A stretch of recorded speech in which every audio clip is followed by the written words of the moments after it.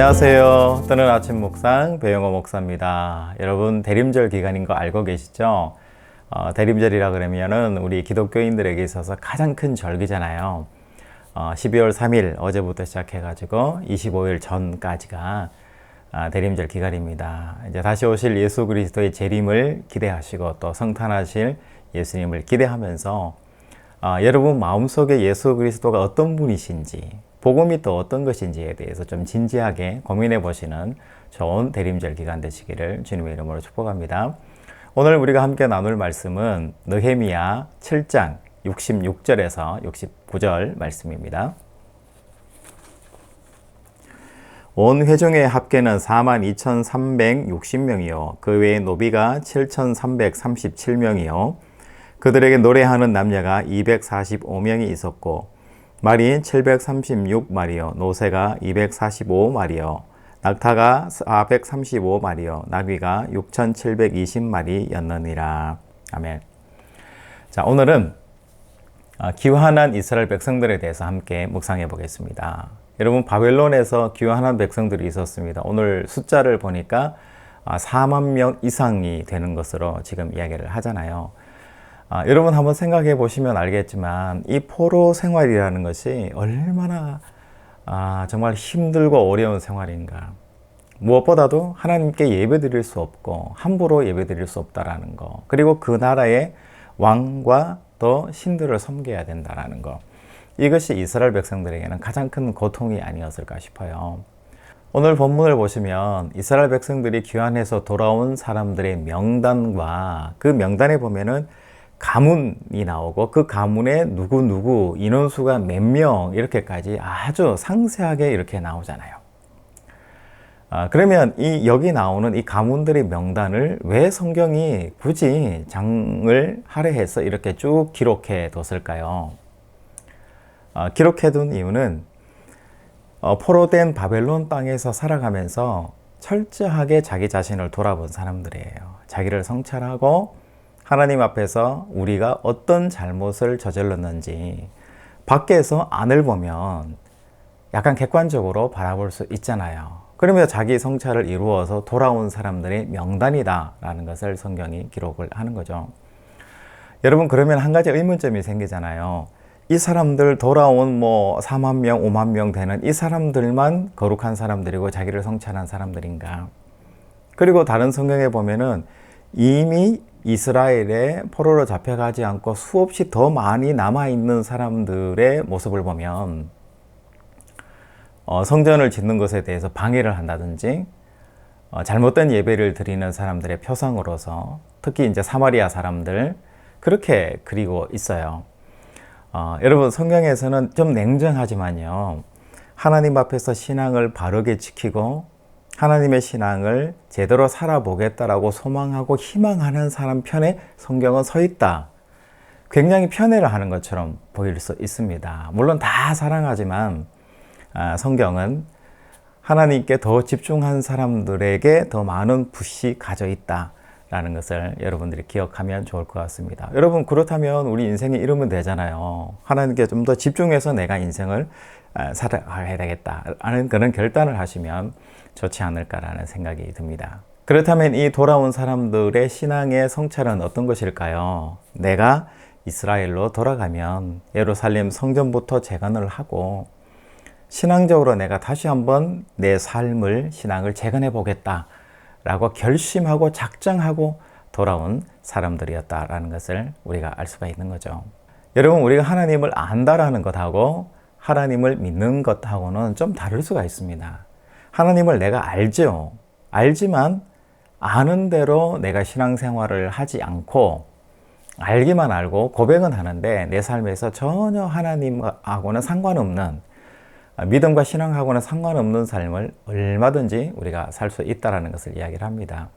그런데 이 사람들은 바벨론 포로 생활에서 신앙이 어떤 것인지, 우리가 어떤 잘못을 했는지 알고 돌아와서 하나님 앞에서 제대로 살겠다고 결단하고 결심한 사람이라는 것, 이것이 굉장히 중요하고요. 그래서 성경에는 그 가문과 그 이름까지 열거를 하면서 돌아온 사람들의 숫자를 지금 기록하고 있다는 것을 알 수가 있습니다. 여러분, 우리가 신앙생활을 바르게 한다, 올바르게 신앙생활을 한다는 것은 무엇을 이야기할까요?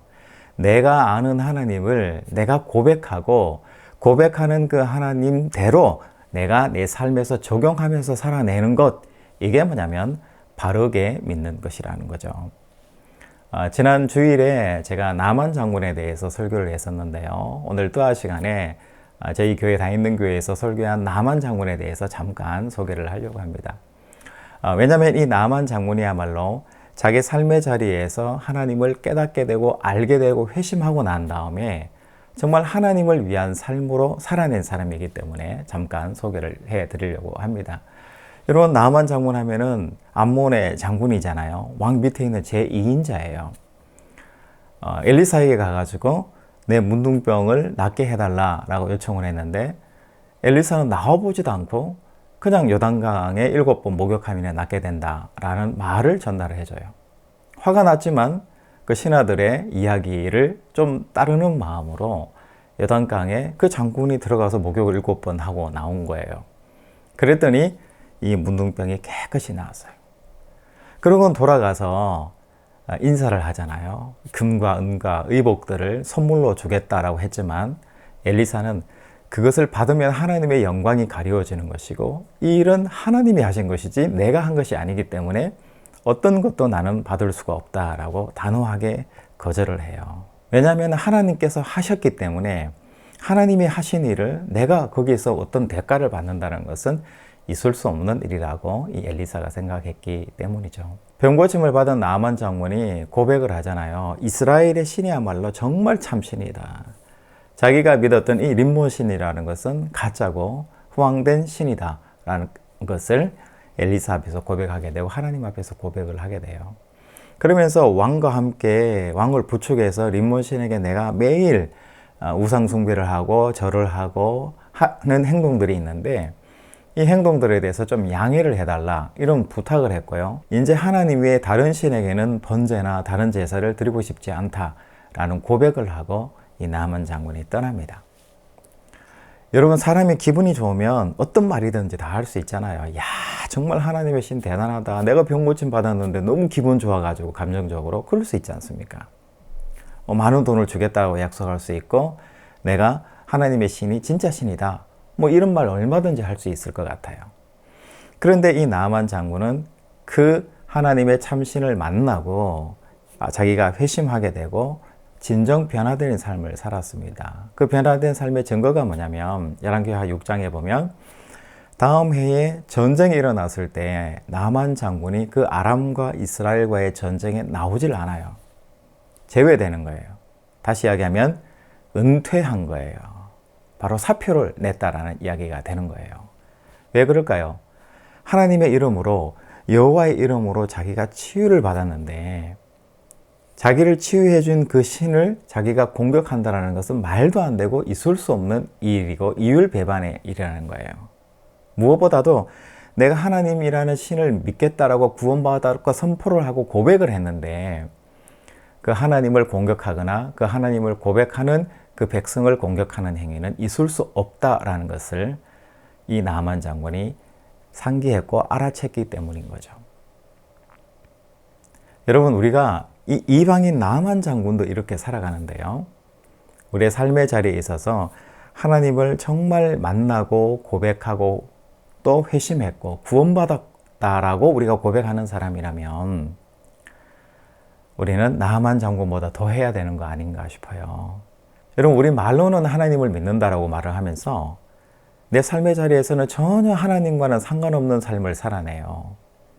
이것이 뭐냐면 우리 삶의 신앙의 현주소예요. 우리가 이 나만 장군의 삶을 좀 생각을 따라갔으면 좋을 것 같아요. 아무리 생각해도 내가 하나님을 고백하는데 하나님을 공격할 수 없잖아요.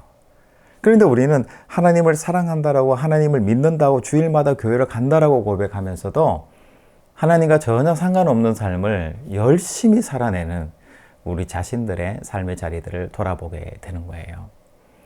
여러분, 우리를 사랑하셔서 이 대림절 기간에 하나님께서 인간의 몸을 입으시고 아기로서 우리에게 오셔서 우리 죄를 감당해 주시고 계속해 주시고 우리를 사랑해 주신다라고 말씀해 주시고 있어요. 이 대림절 기간에 우리가 누구를 더 사랑해야 될까요? 어떤 분에 대해서 더 집중해야 될까요?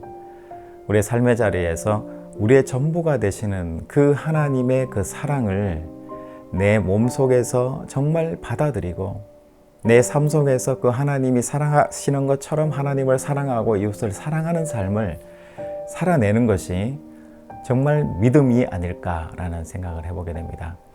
여러분, 대림절 기간 시작하는 첫 월요일인데요.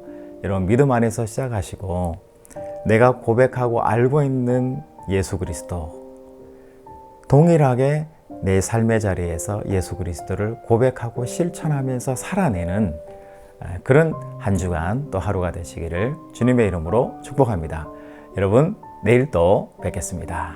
샬롬.